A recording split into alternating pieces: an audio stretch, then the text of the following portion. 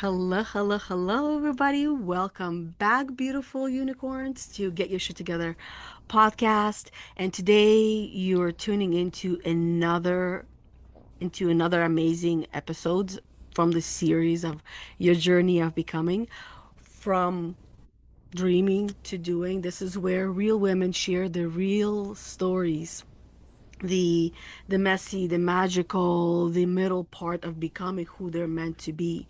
Because the truth and the reality is that your dream life does not start when everything is perfect. It starts when everything is messy, chaotic, and it really truly starts the moment that you say, I'm done playing small. When you have had enough and ready to do whatever it takes to once and for all go from dreaming to doing. And if you're ready to say that today, then grab your coffee, your water, your bubbly pop or tea, and let's dive in. Or maybe you want to light a candle. Let's dive in because today I do have an amazing guest. Her name is Sarah Marie Shoulak, and she is remote HR professional. She's a speaker, she's an artist, she's a nonprofit co-founder, an all-around Jill of all trades. She's also a mental health advocate as a survivor, a suicide survivor, and has survived multiple brushes with death herself, and is an author of a new memoir manifesto titled Death Dead Serious: How Death Made Me Laugh at Life. And you are going to absolutely love her story. And I did my best to not start asking any questions before we went live, so that way all of us get to hear the responses in the raw. And since this is Get Your Shit Together podcast, where we don't do all the surface level shit and we do say these, bad words that the society deems bad, but we do the whole raw and honest and truthful authenticity approach. And I wanted to start off with asking you the same questions I love to ask every woman. When did you realize the life that you were living wasn't actually yours and you begun to get your shit together? That is such an incredible question. And I just wanted to thank you for allowing me to have this space to tell my story and to have other women share their stories and connect with other people and have those moments to go, oh, I'm not alone. Other people have been through this. And I have told this story before, so if you've listened to other podcasts I've been on, there is a very distinct moment that I recall, which sounds kind of funny when you think about my book and what you mentioned in my introduction, that I've had these multiple brushes with death. A lot of times people want life to be like the Hallmark experience where something big and dramatic happens and then that's the pivot point and like, oh, I fell asleep at the wheel, I got to get my shit together, or and it's like Mm-hmm. those feel like the more obvious moments where I should have turned my life around and I should have started making better choices or taking more control of my actions. But there was a moment, for better or worse, it did involve a man I was dating at the time, and it was a really bad, unhealthy relationship. And I don't say that to make him the villain of my story. I say that because inherently I was drawn to him because what I say is that our demons kind of bonded, and we brought out the worst in each Yeah. other. And it was that mentality of thinking, I'm a broken person, so only a broken person can love me, and I deserve less than the bare minimum because what do I really deserve, right? So it was that kind of Yeah. pattern of thinking that said, this is going to be it for me. And I feel like because of the patterns that I was exposed to, I kept on being really quick to jump into relationships and then be really quick to jump back out. That was always my dating pattern, is I would date people for like 6 months to a year and be like, well, that's what dating is. You try before you buy and you don't like it and you're like, why invest more time? But with this individual, I feel like it was paired with being older in my life, being getting towards my 30s, my late 20s. So I was dating him between 27 and 29. And I feel like I had desire to double down, to say, I need to work harder to make this work because I can't fail again. I saw each bad, relationship that didn't work out as a failure on me, on who I was and my worth. And I felt like even though it was such a miserable relationship, and not even just like me sitting here to be like, I'm unhappy, like we were both miserable in this relationship. There was no redeeming qualities of it. But there were complicated factors. He had children, they were living, everybody was living with me. It was a bit of madness. And that's where I felt like I was just giving, giving, giving. I was giving to him, I was giving to the kids, I was giving to his ex-wife and her. It was like I was just giving. Anybody who said, here's a hurdle, I would jump twice as high as I needed to. And there was a moment where I literally drove out. It was in the middle of, I almost say the middle of a hurricane, but for people who don't live in Florida, I need you to understand that when hurricanes are coming, it's kind of like you watch them coming for a really long time. The spaghetti charts of where they think the hurricane is going to go. You have a lot of warning and a lot of lead up to it. And usually the hurricane, especially in Central Florida, is just a lot of high winds and rain. It's not really like anything very scary. So there was such turmoil in the house that I was living in, which I owned, my name on the mortgage, nobody else's. It was my house. I left because there was so much stress and drama, and whatever fight it was that day is probably the same fight we fought about many times. And I said, I'll take my chances with the storm. And I literally drove out in the wind and the rain. And I went around the corner. I didn't go far because I'm not an idiot. So I didn't go far. I just kind of went around the corner to have some space and catch my breath. And I sat like on the stoop of this church that was there. It was this big Baptist church. And I just sat there and sobbed. And I was like, what is going on with my life? And I don't know if I was waiting for someone to come out of the church and like miraculously like come to my aid and be like, oh, young lamb, come to the light, or whatever they were gonna save me from. Like that really was the pinnacle of the moment where I said, for better or worse, and this isn't a knock on faith, this is just the reality of self-advocacy, that it was at that moment that I said, no one is gonna come save me. And even for the people who are around me in my life who are looking in at this relationship and saying, you got to get out of here, this is not right for you, this is unhealthy, like we're watching you wither away. And I really was. I kind of refer to myself at that time as like the shell of a person. I just felt like an empty husk. Like I just felt like so, like if you could take a wet washcloth and like wring it out, and then you just like keep wringing it out and wringing it out, that like nothing else comes out, and it was just bone dry and they're still trying to wring it out. Like that's what I felt like in those years. And that was the moment where I said, you know what, I just got to start plucking the things away. I got to get them out of my house, I got to get him out of my life, I got to get a new job that it's like it became the moment that everything else stemmed from, that has been so bountiful ever since. Yeah, that sounds like a journey of probably every woman. I will go and say every woman or most women who will be listening, where they find themselves lost in their own identity, where we find ourselves, whether nobody does it on purpose. We all do it because we are conditioned to put others first. No matter how we were brought up, we're all taught to put others first. And that's across the globe if we like really look at it. And until one point in our life where we wake up and we realize that I am here. I am important. And then you start to question of who am I? And I believe based on what I've listened and understood about human human brain is that usually happens when we're about 27 years old, when we start to awaken to this different reality and we start to recognize that we lost ourselves in the journey.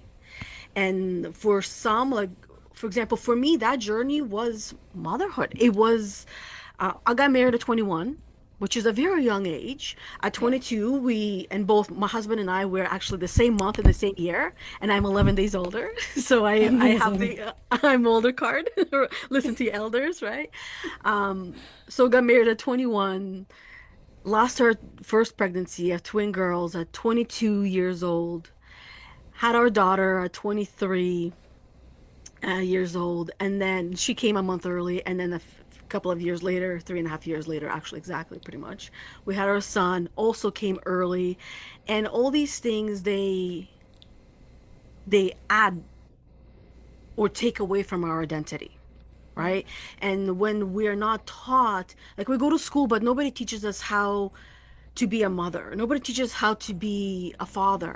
And our parents, probably like your parents, probably like mine, were working all the time. So they weren't even there to show us how to be a mother or a father, aside from the way that they were able to show up on those few hours in the evenings, right?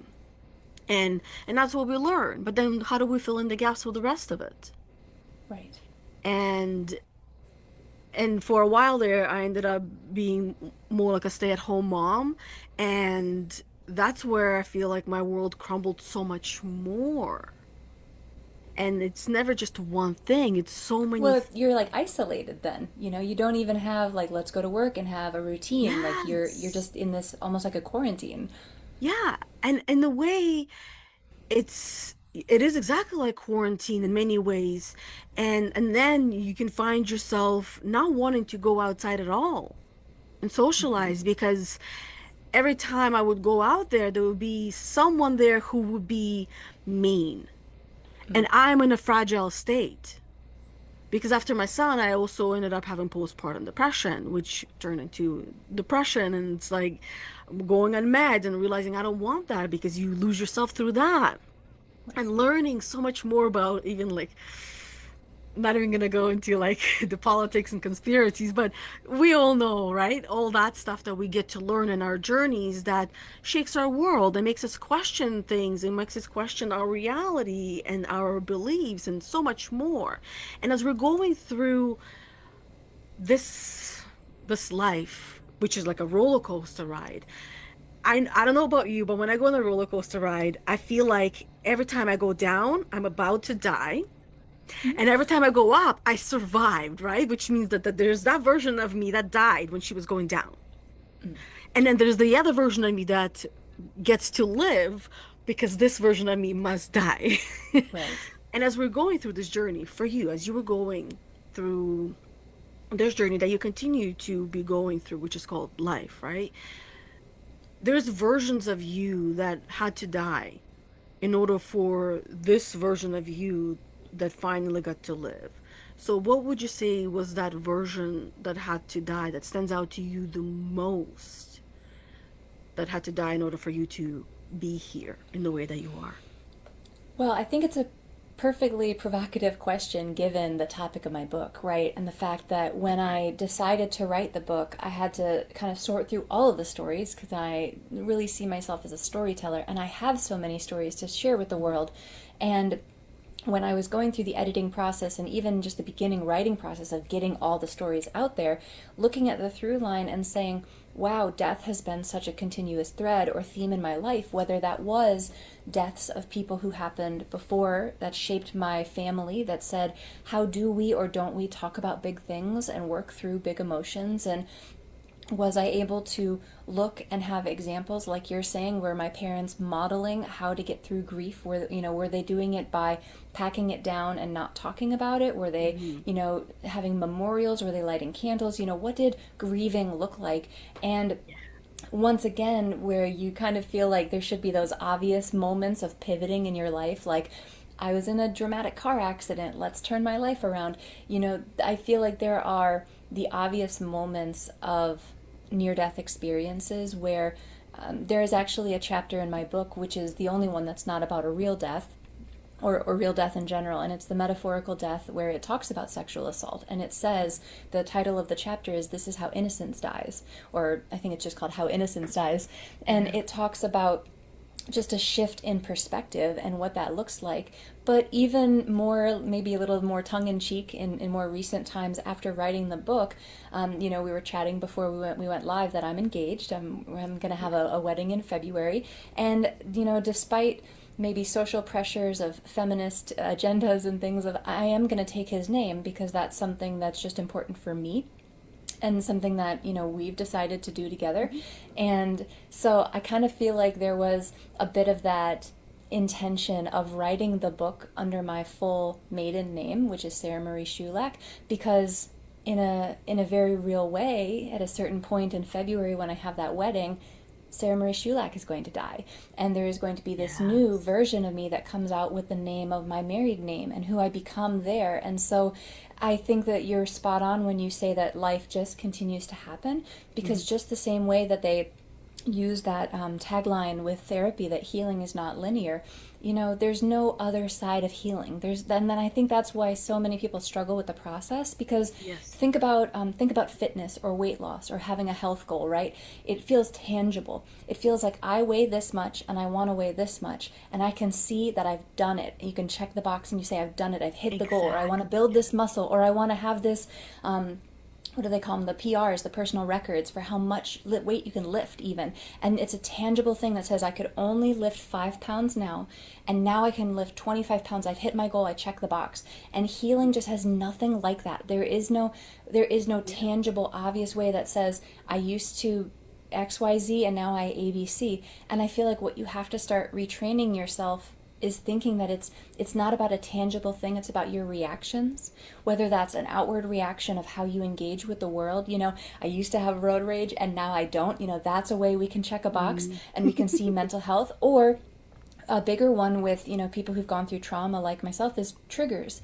And that there's a point maybe when things are fresher that you respond in a really big way, or if you're already in an emotional state and then you hit a trigger and you have a really big response, that it's only through the work that we do with healing and with therapy and all these other outlets that maybe if you get triggered again, it's a smaller response, and we can look at that as checking the box. But it doesn't mean that you're never going to have those influences, the triggers, the things coming into your life. There's always going to be horrible drivers. There's always going to be those people in the grocery store that drive you nuts with their cart in the middle of the aisle, whatever. But it's Right? how we respond to it. Yeah, it's people just need to realize that traffic and grocery store driving with carts is like the exact same thing, and Yeah. And they probably don't looks the get that. same on the road too. Yeah. No, that's a great example. And it's very really true that it's like it's all about how you choose now that you're awakened and you realize that you're feeling a certain way or understanding or translating the situation in a certain way, that you get to choose to respond in a Right. different way versus how you used to do things, which is reacting based on the default program 100%. that we have, that we got. Like even we were talking about that process of how we learn how to grieve from our parents. Like, how did they grieve? We learn how to do those things. And I got to see how my mom dealt with grief when she had to bury her youngest brother. She was the oldest of seven, Mm. two girls, three boys, and then two girls. And then the youngest of the boys, he was murdered when he was in his early 20s. And the funeral was on my eighth birthday. Wow. So for me, death and birth, like so many things have happened in my life, and it's like earlier we were talking about the twins, right? Me being 22, my husband 22, losing twins, losing two, and we lost them at 22 weeks as well.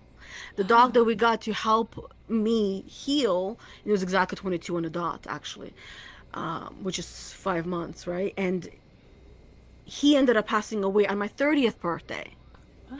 The cat I was telling you earlier that I can pick up with my finger, she was my 30th birthday present that didn't Mm. choose me, that chose my daughter. And then on my 33rd birthday, I love animals. My husband knows, and my kids know as well. My husband's asking, "What do we get you for your birthday?" My birthday is actually going to be May 5th. And then my daughter, she goes, "Get her a pet, get her a puppy." And then he knows, like, I'm like, yes, please. But the dog that we got for me and my 30th birthday, because it took me 3 years to be okay to get a dog, she's here and she chooses me, right? And there is always kind of like that connection of where we are to where we were. But then once we become aware of that program of how we're showing up through the reactive way, because that tells us more about the program and not necessarily who we are, because who we are is who we're trying to be. And this is often what we do get confused, and this is why we get so upset at people where like somebody says, well, you're being a drama queen, because this is in my house often happens like that, right? Two girls and then my husband and having a son, so two boys and two girls. And in that moment, I can choose to be upset and continue to prove them right, right? But doesn't mean that this is who I am at my core. This is who I always am, right? This is who I'm being in this moment. This is who I'm capable of Right. being. And then I can choose, well, no, he called me out on who I am being in this moment, and I can continue or I can change. And the choice is mine. Sometimes I will continue, sometimes I won't, right? Depending on the situation. And then the road rage, that's the one that I'm still working on. I have my moments. Oh, yeah. It's not linear, it's ongoing. Right, exactly. Thank you for making me feel okay and normal with that. But it's 100% not a straight line. It's like it's like spaghetti. Similarly, like this is what they say a woman's brain is like. It's like spaghetti, and a man is like a waffle where everything is just compartmentalized. Oh, good. Whereas women are like, I don't know how many tabs you have open on your internet browser, but I do have quite a few, probably at least 12. And I Right. can't close them. And my kids know this. Okay, so now the next question that I'd love to ask is has to do with reality, right? Because when we finally begin to grasp our understanding of our current reality, there's parts of us that we also understand that we're uncovering the lies that we've been living. And for all of us, we all come to this point where we recognize and start to, in many ways, ask the same question, but in different ways. So for you, what was the biggest lie you were living that felt normal until it broke you? I think that something that I guess my quick answer that I've said on other podcasts that really came out of my sobriety because my sober journey of giving up alcohol kind of overlapped that relationship. So in the timeline and the chronology, I started dating this unhealthy person at the beginning of 2017, like really January, like start of 17. And it went downhill so quickly that by the end of 2017, by December, so January to December, December 13th, yes, for all those Swifties out there, it is Taylor Swift's birthday. But December 13th, that was the day that I gave up alcohol. And I don't know that I was really on a mission to become a sober person and say I'm never drinking again. I just knew that so much was being unhealthy and going in ways that I couldn't control that sobriety felt like a way to say, let me take this really big influence out of my life and see what else changes. And when I did that, a lot of sober people will tell you that it's not a magic wand that just waves over and suddenly poof, your life is like a Disney movie. It really did kind of get worse before it got better because what happens when you take away a giant coping mechanism like that is that you're left with who you really are. And what I jokingly say on other podcasts is I think I realized how much of an asshole I was when I took that away because all of the masking was gone and all of the kind of fakey niceness was gone.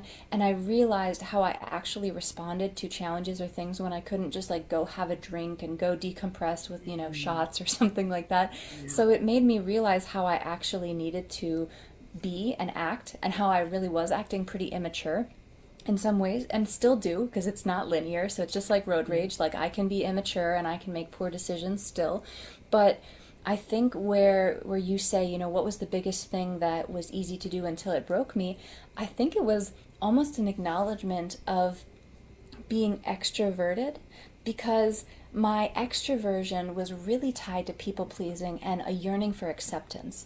Mm. And I think that I can trace it back like the first images that pop into my mind are like me being in middle school and trying so hard to be that class clown, that person who could make everyone laugh and that everybody would like me, to the point that I was doing physical humor and I would like fall down the stairs to get people to like, ah, ha, like that was so funny, Sarah. And I would do all of this stuff and it was actually physically harming me to a certain extent, but I thought, but they like me, but they're watching me and they're interested. And that hunger for attention that I mistook for affection and all of that stuff bundled up together was so hard to untangle, because when you have that extroverted personality and you're that class clown and you're the star of the show and people get to know you as that persona, well, then anything that you do that's not that, that's not being the center of attention and the star of the show and always trying to like make the joke and do the shtick, then people are like, well, you're not who I expected you to be. You're not acting the way that I'm used to you acting because I'm more reserved or I'm more. It's not that I'm not funny. I still have a sense of humor. I still like a good punchline, but I don't have that hunger to like make it happen or make it work or feel like my whole worth is tied up to if they laughed at my joke. It's more selective. It's more, I feel like I just did so many things that were performative, and that I really, rather than calling myself an actual extrovert, I say that I'm just a gregarious introvert, because introversion and extroversion is not how we perform, it's how we recharge. And so I actually think that's a very common personality dynamic if you look in Hollywood or if you look at actors and actresses in general and say, where do they recharge? Because a lot of them are very they're kind of hermits, they're homebodies. They do the work, they do the meta acting or whatever they call that, and then method acting, and then they go on stage and then they can be this big boisterous character because they know how to perform. So I feel like that's much more authentic to me, and maybe part of it is just maturing and getting a little calmer and less sensational as I go, but it's also like it feels so much more aligned with how I want to act, and that I don't feel the need to just be on all the time. It's exhausting to be on all the time, Yeah. And right? half the time it's for what, for who? Like to make the person at the bank laugh? Like, no offense, you said you were a bank lady, but it's like, is Yeah. it really for that? Like, do I really care about that person liking me or not? I'm gonna leave here and never see them again. But Yeah. I was so obsessed with like I have to make every single person around me at all times like me all the time, or Yeah. I'm failing. You know what I call that? And the ladies that have been around me long enough, they know I refer to this as the good girl syndrome. Like Mm. that's what it is. It's the good girl programming, where I've even watched my daughter. She would be so like embarrassed if I share some of the stories, but she knows I like, listen, you're my content, okay? I birthed you. I can at least talk a little bit about you.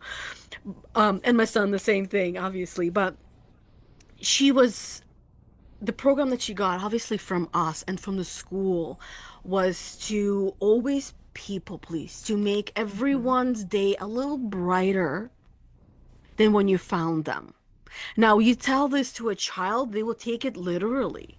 And what Right. she was doing is some moments were like some moments it was great and I was so proud of her, and some moments were like so embarrassing that I honestly have never even imagined that it would ever happen. I did not know what to do even with myself or what to do with my hands or my face. It's like one of those, like I wanted to become a hermit crab right then in the moment. um and the one that I'll share, there's a few, but I'll just share one, is we were at Walmart, and this was obviously a few years ago. She's 16 now. And this is when she was, I think, about 7 or 8 years old. And I'm at the cashier, and there's a lady behind me doing her own thing. She's not helping anyone, but she's in a little stool and everything. And my daughter, she turns around and she goes, I love midgets. And this lady is a midget. And I'm like, oh my God, Mila, you're the sweetest. I But you point out what you love about a person that really stands out, Mm. right? Because you want to make them feel good and happy, and that's where it's coming from. But to me as a mother, and I can only assume, as we were talking about assumptions earlier, of what that lady was thinking, of what my cashier was thinking, and the lady that was next in line was thinking, and if Right. anybody else that was around, right? And we all want to run away from shame and embarrassment. Mm. And that was the moment. But that was her being a good girl and putting Mm. others first and people pleasing and making sure that everybody feels valued in some Right. way. And we want that. So the program itself is a great and amazing program. But she, as an individual, gets to now mold it into something entirely different that makes it hers. Right. And unfortunately, like nobody really is fully in control of what program we give our kids Right. because there's so much influence out there.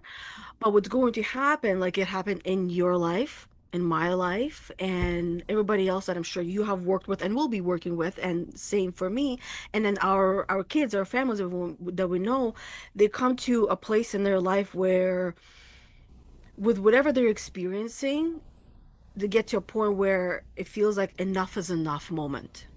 Right. So for you,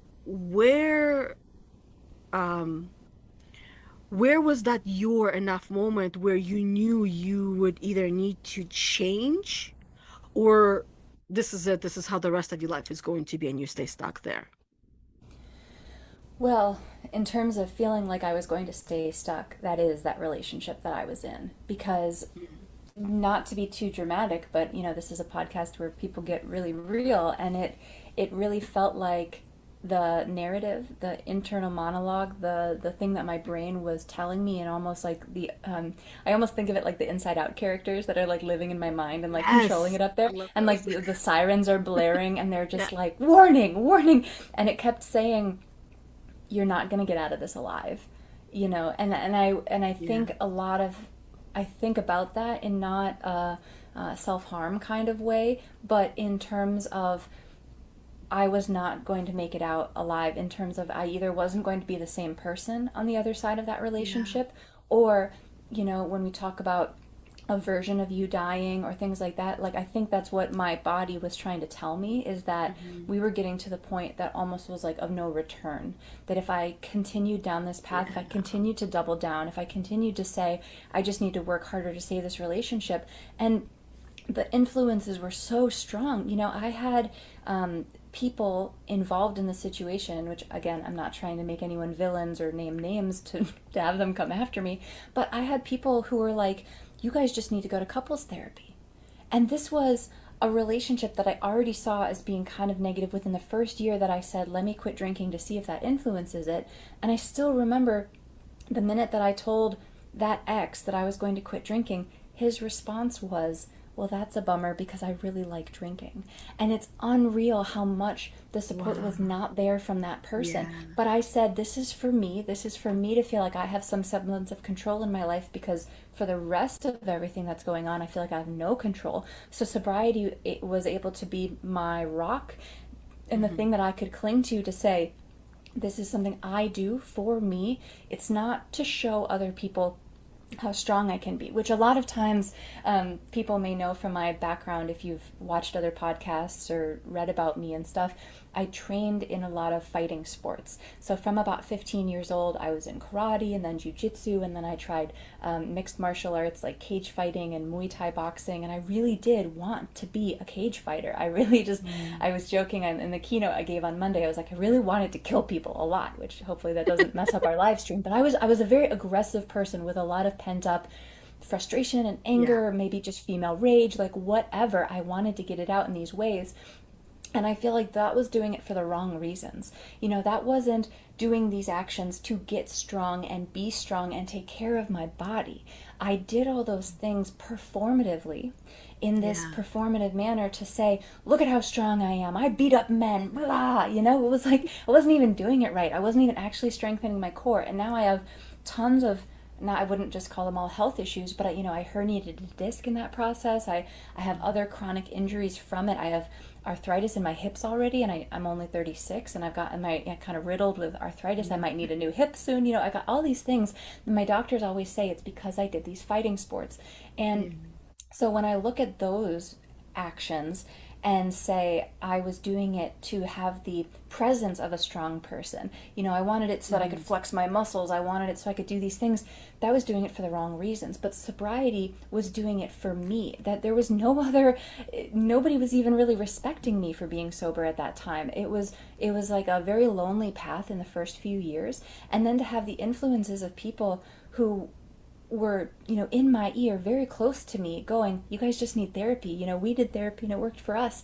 And it's like, but you had kids together, and there was reasons why maybe therapy was more right for you. But Mhm. when I think back to the other relationships that I referenced, where I'd maybe get in and date them for 6 months to a year and then realize this doesn't feel right and move on, that was probably the better way to date and get to know people in that relationship. And when I felt so stuck, that was the point where it almost felt like a riptide. It almost felt like I was Mhm. suddenly sucked under and drowning so quickly that I couldn't even realize what happened. Because to me, I kept thinking that I was doing the good girl method. I was doing everything I was supposed to do. I was Yeah. doubling down on my commitment. I was showing up. I was going to parenting classes. I was doing all that. Like, I was doing everything I thought that I could right.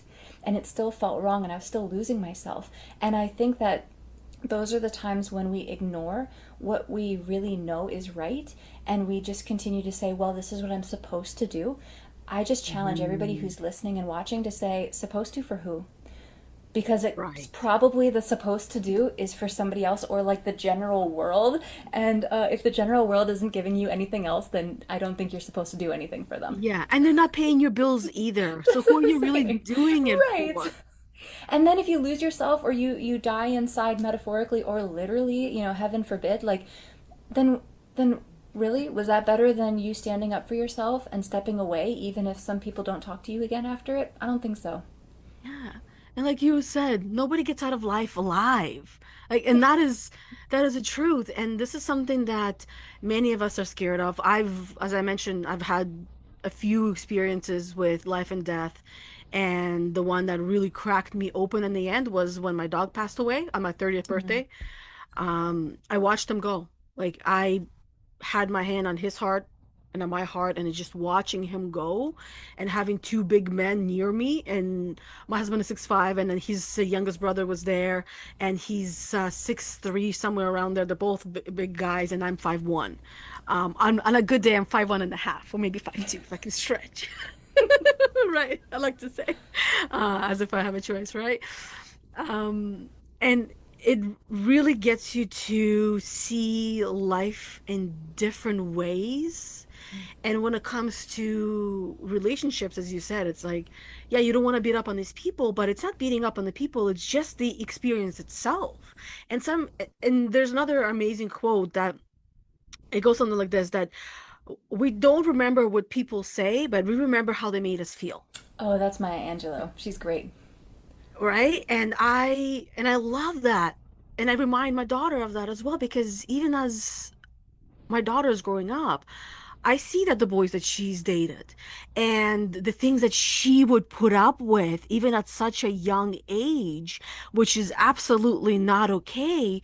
And then also question, where is this boy getting this kind of information, right? Right. And how to treat women, and it most likely is not in the household, or maybe it is. And then educating my daughter that what's okay and what's not okay, and having those boundaries in place is important. This is where you gotta be the bring in the rebel, and put the good girl to the side and set that clear boundary. And what you were talking about, where you wanted to change your life, and someone who's supposed to be your partner, who's supposed to be as a partner, I'm in. The response was, well, that sucks. Too bad for you, because I'm continuing this and I'm not changing my life because it is perfect.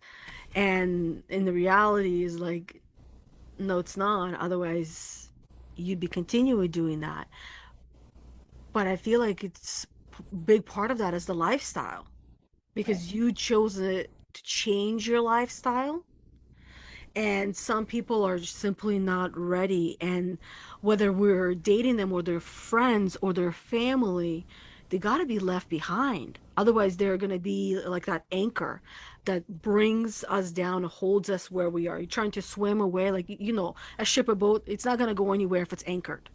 And Right. that's why we don't want to have those anchors. Um, and so for you, as there's a lot of things that we're also talking about grief, right? As you're losing Hmm. things on this journey of life, whether it's the previous version of you or physical things that you lose on this journey. I'd love to know what it was that you lost that you did not expect to grieve. Hmm. Well, let's see. There's a lot of things that come to mind, some of which I share publicly, some that I do not. So I'm being conscious that we're on Facebook Live. Right? So I think, a lot of times I think grief is such a prickly and taboo subject. And I think that's specifically why I chose to write a book about death, is because Mm, whether it's an actual death, you hear somebody, I lost my dog, I lost my parent, I lost a child. When you hear that big admission of loss from someone, there is such a natural reaction to go, ooh, like, kind of cringe and back away and go, I don't know how to deal with that. And I think I yeah. also need to be a little honest here and say that Yes, just please. because I've been exposed to all of this grief and all of this dying and all of these almost dying moments, that doesn't mean that I'm a grief counselor. It doesn't even mean that I'm a good friend to my friends who are grieving. Sometimes I get Yeah, uncomfortable because of the closeness to it, that I don't know how to respond. I don't know how to be there. So I actually end up I can giving more relate. Yeah. space. And then they can sometimes see that as abandonment, that I'm not being there for them. But partially it's like I'm waiting for them to tag me in and say, Sarah, this is what I need from you. And then I'll be there 1,000 times stronger. Hmm. But I don't want to overwhelm. I don't want to trigger them. I don't want to make them uncomfortable. So I kind of give space until they call me in. And I think that the obvious examples of actual loss and grief are hard enough, and then you layer that over with, well, something traumatic happened, right? Hmm. Maybe there was a sexual assault, or maybe I'm so depressed I might take my own life. You hear things like that that are traumatic and horrible, and we have that same reaction of, ooh, I don't know how to handle this, I'm going to step away. When Hmm. those are some of the moments that people need us to be the closest for them, and even just sit and listen to them. So I think reflecting on these in my own life and saying, what did I not expect to grieve? I think that the obvious ones we expect to grieve are the real obvious deaths. So the Yes. times that I lost people, whether it was friends or family, but then there's that chapter that I referenced earlier of how innocence dies, and when something was taken from me, and it can be in a really abrupt way, and it doesn't have to be a sexual assault. It could be you lose your house, you lose your job, you Yeah. lose you become disabled, and suddenly your ableism or your ability is taken from you very quickly. And those are things that I think are easier to get jaded from, because you don't even have that normal process of, well, this is death and we grieve death. It becomes, almost like an imposter syndrome of, well, how will my friends take it if I grieve losing my job? Meanwhile, somebody's been unemployed for 6 months. They're not going to give me any sympathy because I Right. lost my big cushy job and I can go get another one. So I think that there is just an equal amount of taboo and like ookiness to it, where Yeah, it's people almost a push that comparison, distance. comparing it as well. Exactly. Oh, 100%. And so you feel like I shouldn't tell my friends this. I shouldn't bring this up Yes, because it's not as other bad. people. Yeah, and if it's not cancer, then you should just still be grateful. Which you Yeah. can, but you still need to have the space for the grief and loss of what you expected to have in a life you expected to have. That's very true. It's like there's normal things that we do grieve the loss, but in some ways we're still comparing it. I Right. compared the loss of the twins and minimized myself because this is what good girls do. We Mm-hmm. literally minimize ourselves and bring ourselves down to make the other To person not make other feel, people uncomfortable. Oh yeah. yeah, to make them feel comfortable so that way we are uncomfortable by Mm-hmm. doing that, which means that somebody's still going to be uncomfortable. And in the end, it's like, I'll be uncomfortable. And I would minimize it. And I remember even going to work. I had no choice but to go to work. We had the funeral on Tuesday, got my puppy on Wednesday, and on Thursday, I had to go back to work because they had a business to run. This was at a bank. Um, and the assistant manager who had to pass that message to me really struggled to even pass that message to me. And I knew everyone there. So it was really tough. But at the same time, I don't see everything that I've gone through as bad or good. I Right. see it as this is what it was, but there's still lots of good that comes out of it. So in many ways, I do see it as good, right? But temporarily, when we're there, that's all that we see, and we struggle with that. And then you mentioned because you're talking about life and death, right? And experiencing that. I would love to hear what experiences that you feel comfortable sharing that you have experienced that brought you to, between life and death. And also love to hear what do you know and understand about life after death? Right. And in the book, spoilers, but there are Yes, please. four kind of like, I guess, three or four experiences that I really just shouldn't have walked away from. And I think I put it in my, application for this, and you put it in the caption of this thing, is that Mhm. what's really powerful is that I really shouldn't be here to tell these stories at all, because Right. there were all of those instances where if even the slightest thing would have changed, I could have been a paraplegic or quadriplegic, or I could have been, had incredible brain damage, or I could have not walked away. I could have just died altogether. One of the most prominent, the one that I say about falling asleep at the wheel, it wasn't just falling asleep at the wheel and getting into a car accident. I had my cruise control set at 55 miles per hour when I fell asleep at the wheel. So just imagine the Yeah. life, the your life not being in your own hands and not being able to control it, because I was literally asleep at the wheel, going barreling through life at 55 miles per hour. And when I woke up, the cruise control was still on, but my car, I was in the right lane because obviously I was driving in the United States. So I was driving in the right lane, and I drifted while I was asleep with the 55 miles per hour, and I ended up in the ditch on the other side of the road. So again, grateful that nobody else was oncoming traffic that I could have run into because it was so late at night. And when I ended up in that ditch, the trees were hitting the car and made my airbag go off, and it woke me up, and I realized I was in a ditch, and I pulled the car back up. But I write in the book, and I say when I tell this story, that if I was driving and I fell asleep more in a more jerky manner and I turned the car more aggressively, I would have gone straight into the tree Yeah. line at 55 miles per hour. So when I woke up from an airbag and I pulled the car up, that's when I get goosebumps still to this day, and I say there was really actually no reason that I should have walked away from that. Like, of all of the things that happened, that it was just like, oh, a surgery that could have gone wrong, or like a ATV accident, sure. But that one I almost feel like has to be divine intervention, and it has to be that moment. And again, a lot of people would look at that and go, well, that's the moment that you turned your life around. And it's not. It's I was still, in the throes of people pleasing and alcohol abuse and Yeah. doing all this stuff, and performing for other people. But it is the moment that I was most grateful for actually walking away. And in the book, there's a pin that was in I was driving my mom's car, and she had a little pin of a guardian angel. And I actually took it with me, and I said, this Mm. is mine now, because I think it just saved my life. And it was just such a good reminder of how precious life is. And that all of those stories combined is kind of the reason why I wrote the book, because I acknowledge that I'm writing a memoir very early in my life. I started writing it at 35. It came out when I turned 36. And there I've had a lot of life in just 36 years. But that doesn't mean that I'm guaranteed another 36 and that I'll write this, in my 70s. It's to say that life is so fleeting, and one of those could have taken me out, and then there'd be no book, and there'd be no storytelling, and nobody would know all these things. And so if that can be my gift to the world, that I say, let me be honest, let me be transparent, let me share these stories with you, so that other people can read them and feel less shame about the things that they've gone through, and say, well, I should have turned my life around then, or I should have made that decision, or I should have left that person sooner, or I should have Yeah. never moved to that place. Like, I said it in my speech on Monday, and I had never said it this way before, and I just loved how it sounded. But shame is really the killer of inspiration. And to be Yeah. an artist who feels shame and who has guilt and who says, well, I can't be this person, it's more than just imposter syndrome.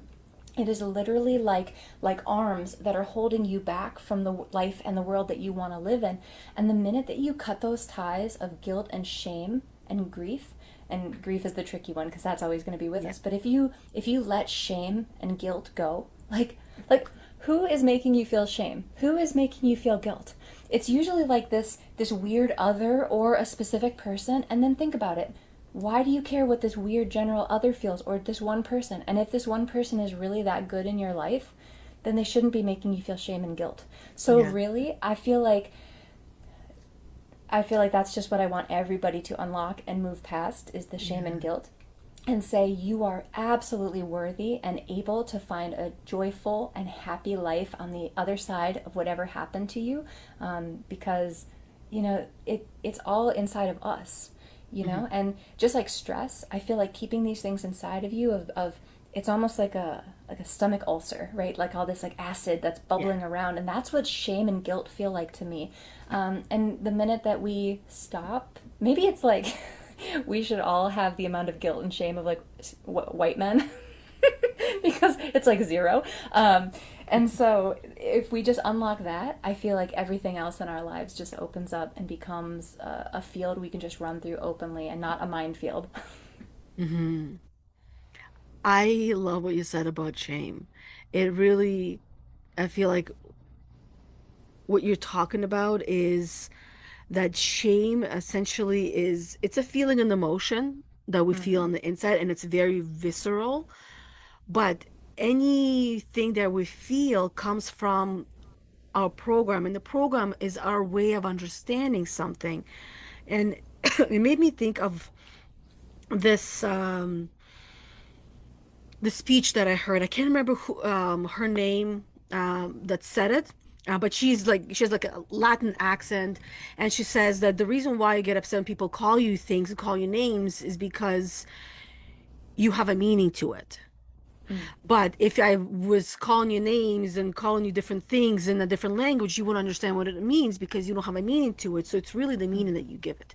So when we feel that shame, it's really what we're feeling, and what is triggering is the program that we have somehow created through our life that we weren't fully conscious for, that is now dictating this is what happens in the external world. It's like a math problem. Plus this equals shame, Mm. right? And usually we are part of that equation, and it doesn't feel good, right? We don't like to Right. feel shame, but leaning into it and understanding it is where we really truly begin to find ourselves. And you're definitely right. Somebody was watching out for you. It made me think of all those videos where we've seen like ghosts in a little video where a person is riding a bike, and it's almost like a glitch in the matrix. That's what it looks like. Some shadow appears, and then this person on the bike is over here, and then the car was almost about to hit them. And it's like, and there's of course there's tons of other ones, just the one example. That's where we feel like that. It's like you could have gone straight Oh into yeah. the trees, and that would have been it. Or on many different levels, it would have been it. But then also, like, that's not your rock bottom. Right. And I do see this across the board with every human being that I've spoken to, including myself, because I lived through it. There's not just one rock bottom, it's one and another, another. It's where we can no longer tolerate the rock bottom. When we no longer want to go on that roller coaster ride, I'll tell you, it's the moment that I decided that I'm not going on the scary rides, I'm going on the kid rides, Yeah. right? And this is where you choose life, where it's like you really choose life in the way that you want to choose it. Some choose it to go skydiving, others, because we choose the things that we're scared of and to tackle them, still going on a roller coaster ride, just how scared do you want it to be? And others don't want to be doing that. And And then as we're going through life, we're continuously getting our shit together. Like you said, it's Right. not a linear thing. It literally is like a bowl of spaghetti. And for you, what does getting your shit together actually look like right now in real life? Well, with everything that you were just saying, the quote that I've heard that comes to mind about change and starting to choose, which type of rides am I going to go on, or am I going to set boundaries with this family member, those types of things that make you feel Mm, uncomfortable. The quote that comes to mind is, and I won't get it exact, but it's essentially, when the discomfort of staying becomes more than the discomfort of change. And yeah. that's when we're actually able to say, this is what really is what I want to do, and I'm going to chase this.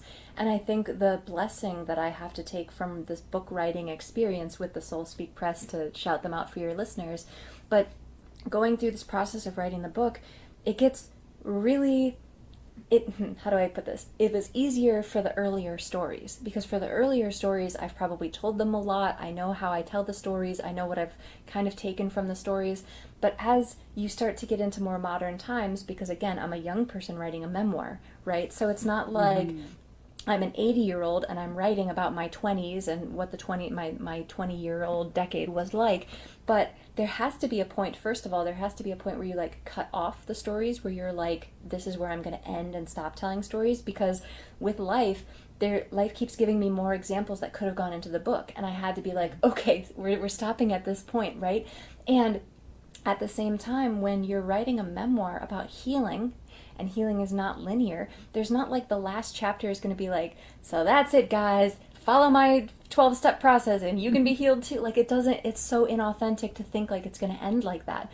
And Yeah, so true. I write the book about healing as somebody who is still healing, and somebody who stands in front of people to speak and say, I am on the same mission as you. Just because I'm 8 years sober doesn't mean I'm 8 times happier than you, right? It doesn't work like that. It doesn't equate in those ways when you're talking Yeah. about the math problems of life. And so for people to kind of take inspiration from it, that's why I want to focus on the shame. That's why I want to focus on how relatable the stories are, and that people read the book and they go, oh, I had a cousin who was murdered. So I understand when there's murder in the family and what that means for the family to have that kind of shame associated with the story. And do we actually tell people, or do we say it was a heart attack, or like, how much do Yeah. we mask? How much do we hide? And there are places where we can be more vulnerable and honest versus not. So I think that going through that process, what was fascinating in particular was that when I'd be writing the book, and I'm obviously like, we put the hats on, where we're like, I'm the Yeah. mom right now, or I'm the writer right now, or I'm the HR lady, and you put the hats on. And so when I was writing, it was really obvious what I was working on. But then I would go into other parts of my life, and something would happen, or I would have a trigger or an influence, and I would immediately think of the book. And I would say, is Mm. there a way I could laugh at this or find levity in this? Or I could acknowledge that I don't need to have the rose tinted glasses. It's not about toxic positivity. But because I'm carrying this heavy weight and this big heavy thing just happened to me, I'm going to do something lighter. Or I'm not going to watch the news because that's going to add more heavy to the already heavy. Like, it's because I am acknowledging this and I see it for what it is, and I'm not hiding from it and I'm not hiding it, that I can give myself what I need and balance it. And it's about balance. It's not about hiding and masking and ignoring and stuffing down emotions. It's saying, I'm going to hold enough space for it that I know what else I can hold in my other hand. Yeah. So that way you're not denying yourself. Mm. Because what makes us us, what makes us human is all these feelings and emotions. And we can't get rid of them. And I'm glad that you said that there is nothing in the end of your book that says this is it, this is how you do it, this is even like how you get your shit together, right? No, There's ma'am. no magic wand that does that, because all of us are living a life that is different from one another. Like even down the street, thinking Yeah. about, like, for a moment, I like to do this exercise once in a while. Obviously, in my neighborhood, I can only come up with so many different examples. But in different neighborhoods, like if I lived in this neighborhood, or if you're doing this for the first time, this neighborhood that you're living in, imagine how everybody's living their life that is in your neighborhood. And when you start imagining, maybe you're like me, where everyone is living an entirely different life. And there's some mafia boss somewhere in the street, right? So depending on the things that you like to watch and enjoy, you're gonna bring them into your real life. And I'm like wondering which one is the mafia boss? Probably the one that smokes a cigar I have one across every the street too. single Yeah, he's day always in the cigar. with his Swiss Mountain Dog Right. sitting there, and I'm like, that's probably the mafia guy. Like, and it's fun to do that, but at the same time, I recognize that who are we really comparing our life to? Who, Right. like all these shoulds that you were saying earlier, we should be doing this, should be doing that, should be living life like this or like that. Where are they coming from? Because if we're looking and thinking about how everybody else is living their life, they're probably not doing it in the same way. There's one family that we know exactly when they're going to be going with their RV and when they're gone and when they're coming back because that RV, like we know when the season starts for them because they bring it Mm. out. And we know that they're going RVing where we can only imagine. Or we can go knock on the door and question, but Probably not. right? I mean, to each their own. Some might be brave enough to do that and it's their thing. For me, I am actually an introvert. And I used to be an extrovert and I changed along my journey, having gone through depression, having gone through that loss of a soul. And you were talking about like people pleasing when we're Right. literally losing ourselves. And I remember there was many mentors that we all come across, and mentors just someone that comes to us and stays with us, something they say or do. And this was actually Jim Carrey that he said and shared this, I think it was Instagram that I saw, and he was talking about depression, his understanding of it, and that depression is really our soul awakening. This is how I would translating it in my language, because I speak in my language and not his language, right? Yeah. How I understand it. His ways like that this is our soul awakening, and we're realizing that we're so tired of playing all of these acting roles for everyone and not even knowing what our own role is of who we are. And that's what we're meant to be doing here. And that's why we feel depressed, because our soul, our body is deeply resting, right? Deep rest. So Mm. we're deeply resting because we're so exhausted physically, mentally, spiritually, emotional, in any way that we can think of, that we're just exhausted. We can no longer be all of these actresses, all of these Right. different ways how we're showing up for everyone, and we're forced to go within and do something with it. Unfortunately, some people do make a choice that is irreversible. Luckily, I didn't make that choice, but there were moments where I felt like I was really close, and usually they were always in the car Right. Oh yeah. because it's the easiest way. It's like, and in my mind, having two little kids, my son at that point was 2 years old. It's like, if I go down this ditch, I go down there, like, will it end, right? Right. And in the end, it's like, well, no. You playing around and seeing different ways. And in the end, there was something else that Tony Robbins said, where he was doing a speech in universities and he asked everyone after he's done a speech or make a list of something, the worst thing that happens, the most embarrassing, shameful thing that happens. And this is where, like, right, human emotion, knowing that shame and guilt is the hardest one of them all, and list of what you're going to be doing. And he was shocked to see that more than half, the first thing was to end it all. Mm. And his response was, what's the point of making the rest of the list if this is the first thing that you put on there? Why don't you try everything else? And then, if all fails, all these other 100 things that you have on here, if they fail, because they won't, and we all know this, then you make that irreversible choice. And for me, that was one of, like, there's always these big light bulbs and there was so many others, but this is Yeah. the one that just kind of came through, especially when you were talking about um what I teach it in the way of its pain and gain matrix, when Mm. the pain of staying the same is stronger than the pain of change, which means Right. that we're no longer scared of changing because it's not as painful, but staying the same is much more painful. And that's when we finally change and we say, literally, and this is what I always say, when we've had enough, and there was family members and people I knew that others like, oh, I want them to change, I want them to quit, and they haven't had enough. They haven't reached enough rock bottoms to come out on the other side and say, I've had enough, enough is enough, that the pain of staying the same is greater than the pain of change. And that is when we change.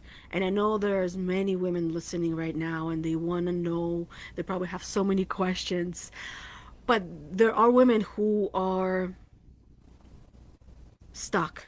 They're stuck in the dreaming and not doing. They're stuck in the doubting and not knowing. They're stuck in that overthinking, over analyzing phases. What would you say to her that that might finally help her to move and do something about it that she is not ready to hear?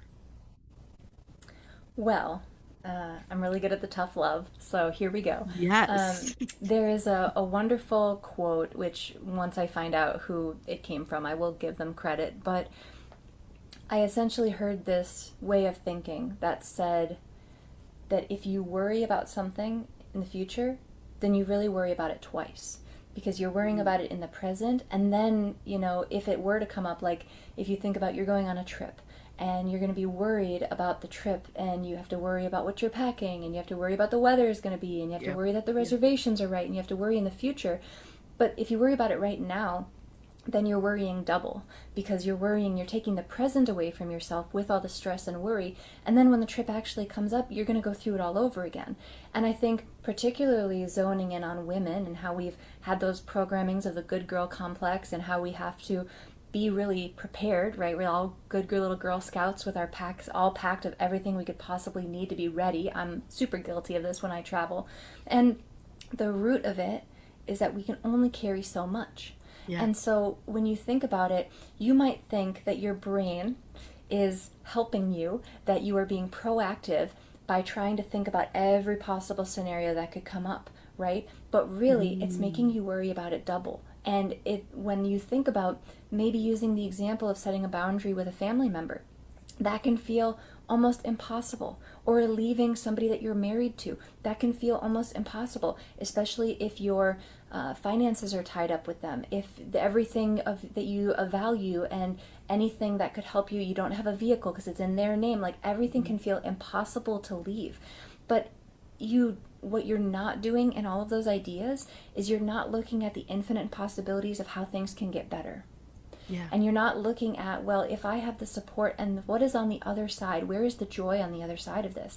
Because what your brain is doing is it's in survival mode. It's thinking about all of the worst things that could happen so that you could be that good little Girl Scout to be prepared.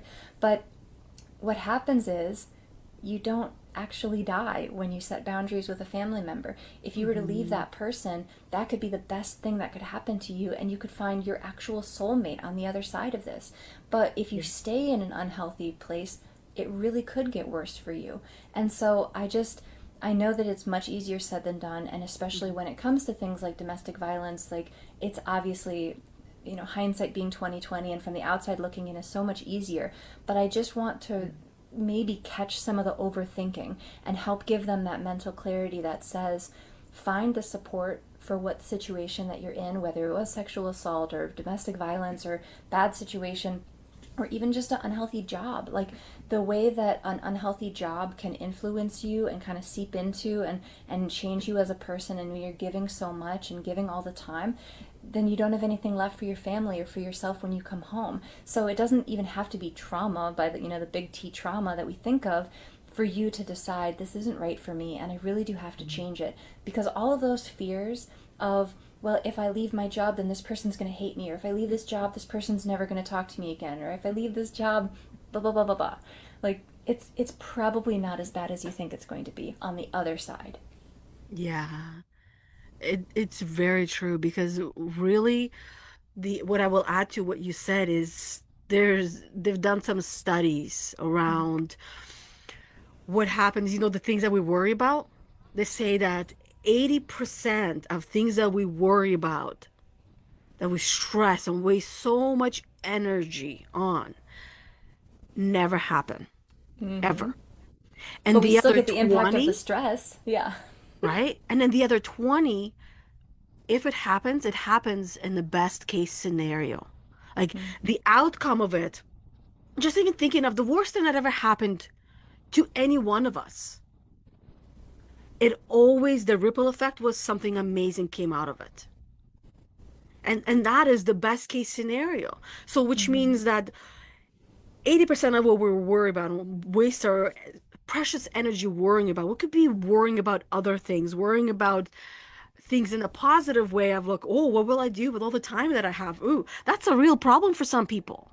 Like, especially if you're starting your business and you're just in the beginning stages and you don't know what to do, how to do it, you're not gonna know how to do what to do with all that time. Or now you're a Mm-hmm. stay-at-home mom, or you just had a baby and oh, you have all this time. I'm gonna do all of these activities, and you have planned, and you used to get so excited, and like I'm gonna have all this time to do this and this and that, and then based on my experience, a year goes by after you have a kid, and you go back to work, like, oh, I haven't done shit. But we continue to reinvent ourselves, and thank you for sharing that. I would say that without knowing ourselves, how can we know where are we going to be going next? And through this journey, we get to know ourselves more through the bad experiences than the good ones. The bad ones are the ones that really shape us and make us who we are, or they break us. And they can break us temporarily or permanently. And it comes down to a choice to do something with it or not to do anything with it. We can become the victim to our circumstances, or we can become the victor of our circumstances. And then they're not really our circumstance anymore. It's like, it's either own or be owned. Yeah. And for you, the last question I wanted to ask you as we were wrapping up here, what part of yourself are you finally allowing yourself to exist without trying to fix or hide or prove it to anyone anymore? Well, I think it also came out of this book writing experience when I said, when something would happen in my life and I would remember what I'm writing for other people in the book, and then I would kind of call myself out on that and say, is there a different way to look at it? And so, also throughout this process of the book writing, I think it's become more and more obvious how you have to hold space for big emotions. And what I mean by that is because it was such a pattern of behavior for me to stifle and not feel big emotions, because the minute that a woman feels big emotions, you're hysterical or you're whatever, fill in the blank word, that you feel like you need to be this Yeah. even keel, and that ends up being the goal of, well, I just need to be this level, this, the duck on the water with the feet underneath going like this. Mhm. And what I realized was, I am so okay crying. I am so okay feeling these, and it could be, I do cry at like the drop of a hat. So I'll be, on Instagram, and I'll be scrolling and I'll see these different videos and I'll watch one and I'll just sob, and I won't hide it. I won't, brush it away. I'll just let myself cry because I want to feel that, and I'm grateful that I feel that, because like you were saying, sometimes you're either on a medication and it kind of makes you that zombie where you don't feel anything. Yeah. And I think that it's an unrealistic expectation that we never feel big emotions, and that the goal is somehow to be this robot that never expresses big emotions. And yeah, there's a time and a place where to get angry, where to feel sad, where to this. And usually I'm in the comfort of my own home when I'm crying, like it's not on the bus or not in the DMV or something weird like that where I'm making it weird for other people. But to remember in your life in general that big emotions are okay to feel, because I will tell you from personal experience, the thing that I'm most confident in or sure of is that they're going to come out either way. They're either going to come Yes. out in a healthy way or an unhealthy way. So the more that you can transmute the feelings that you have and the emotions of the things that you've gone through, and maybe that helps bring closure to a big T trauma thing that you went through, that you turned it into a poem or art or music or something. Maybe that doesn't make it go away and it doesn't take away the flashbacks or the triggers, but it helps you get closure of the big feelings about it, so that maybe when the trigger happens, the feelings are smaller, the reaction is smaller, because it's just impossible to think I'm going to stifle this all down, I'm going to pack it down into my life, and then I'm okay, because that's what I'm presenting, is that I just don't have these big emotions. They will come out whether you like it or not. So you better have a good path for them, or you're gonna blow up at the grocery store. Yeah, well, nobody blows up at the grocery store because of one thing that happened. It's an accumulation of things. Bingo. It's the straw that breaks the camel's back. Exactly. And then we just either explode or implode. Mm-hmm. Both are equally damaging to the body. Because what happens is we're expressing what I refer to as catabolic energy, and it's like a cannibal. It eats away at us and it destroys us from inside out. And this is where we also have, like, I love to dissect things. Yeah. And words are, I believe, were also made in the words are magic spells. And when we understand words, we really start to understand what they actually mean. So understanding what disease is just dis-ease, right? It's dis-ease in the body. And that's why if we pay attention when we go to a doctor, no matter what problem we're telling them we're having, they are going to mention stress. Right. I kid Oh, you it's not. all stress. Anything, any problem you are having, it is stress related. And they're going to give you steroids, they're going to give you antibiotics, they're going to be giving different Or things antidepressants. That's what they for kept trying to give stress, me. right? And antidepressants because it's easier. Mm-hmm. It's here's a magic pill, it's going to fix it all for you. But it didn't fix anything for me. It actually made things worse. And I don't even know what damage it caused on the inside of my body because I don't have a scan to see what my body looks like on the inside. And I watch all of these ER type of shows, doctors. I'm like, oh shit, I'd love to have a scan so I can see my brain. I can have a relation to my brain because when we see our brain and we see it outside of ourselves, all of a sudden it's real. Right. And the same thing with our bodies. We will respect it and we will treat it as such and treat it like this is a meat suit, right? This is like a car that we chose to drive. Mm. And then the driver of the car is the conscious and unconscious I just one. have a bunch of stickers on my bumper over here. See, and I would love to have bumper stickers all over my vehicle. But I only have a few here, and I love it. I think I have eight in total or seven. I don't know. I gotta count them. I haven't. It's been a while, but I Yeah. would love it. It just never seem It's to an get expensive around to it. hobby. Yeah. And that fact that it's expensive, I'm like, 2 grand for a half a sleeve, or A vacation. right, or vacation, or pay the bills. Which one is it gonna Mm-hmm. be, right? And then the kids are growing up, they're gonna be going to school, so it's just juggling and choosing what to juggle and what not to juggle.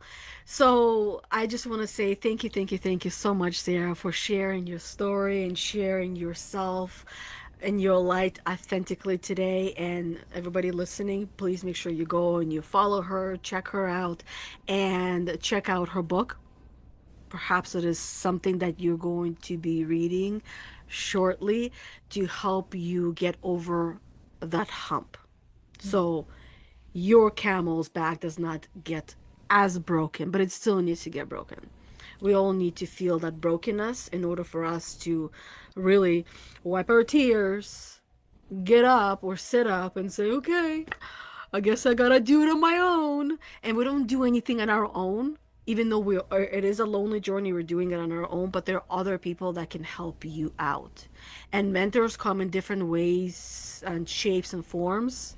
Even if you let's say, don't choose to work with Sarah, you can at least get her book and she can be your mentor through that book, right? All right. So, if you also love this episode, please make sure that you're sharing with a friend or with a sister, so they can come and check it out as well and hang out with us inside Get Your Shit Together podcast, where conversations like this can help you become the best version of yourself and give you some tools, some know-hows that you're going to be walking away with at the end that will help you to get to that next level of evolution for yourself. And make sure you subscribe to the podcast, because not all of them are actually going to be live. Many of them are pre recorded or unable to go live, as Sarah already heard. I struggled the last few weeks and now We got finally through it. figured out Zoom made it easier and yet they made it complicated. Maybe I should read those updated emails that they sent once in a while. So we'll see you on the other side. Until then, keep showing up, keep becoming that best version of yourself. And remember, you are not too old, you're not too short, because I like to say that. You're not behind, you are not alone, and you're not too late. You are right on time, and you're exactly where you're meant to be. If it feels chaotic, it's there for a reason, and this will pass. It's like a storm, it will pass, and you will see everything in the rearview mirror. You will see everything when you look back. That's how we're meant to be understanding life. We're living it in the moment, but also we're living it in our past. And you get to choose how you also look at it as well. So thank you, everybody. Thank you so much, Sarah, as well. Until next time, have an amazing the rest of your day.